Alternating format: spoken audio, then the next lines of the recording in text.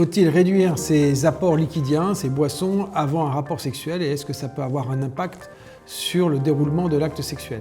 Bonjour, je suis le professeur François Habb, urologue à Paris. Pensez à vous abonner à notre chaîne YouTube pour avoir accès à nos contenus.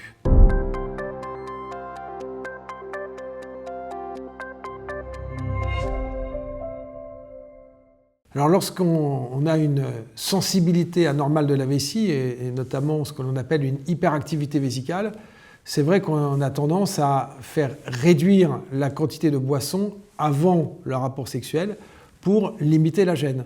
Alors c'est une stratégie qui fonctionne plutôt bien, d'ailleurs que ce soit chez les hommes ou chez les femmes. Si on sait qu'on a une vessie qui est très sensible et qu'on a ce qu'on appelle des urgences ou une augmentation anormale de la fréquence d'émission, eh bien on a intérêt à ne pas trop sursolliciter la vessie dans les minutes ou la demi-heure ou l'heure qui précède le rapport sexuel pour ne pas que la vessie se remplisse trop vite et qu'il y ait un besoin d'uriner qui s'installe pendant l'acte sexuel. Alors chez les hommes, ça n'a pas trop de conséquences de mettre en place cette stratégie qui peut être assez efficace.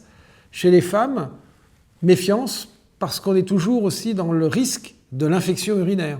Comme vous le savez, l'activité sexuelle, la pénétration vaginale est un des grands facteurs favorisant l'infection des urines, qu'on appelle la cystite post-coïtale, et qu'il est important d'aller uriner après le rapport sexuel pour faire sortir les éventuels microbes qui se seraient introduits dans la vessie à l'occasion de l'acte sexuel.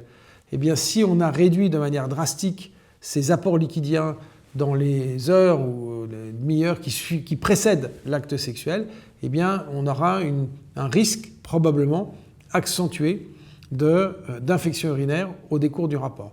Donc tout ça est une affaire finalement de bon sens, si j'ose dire. Réduire beaucoup ces boissons, pas beaucoup d'intérêt.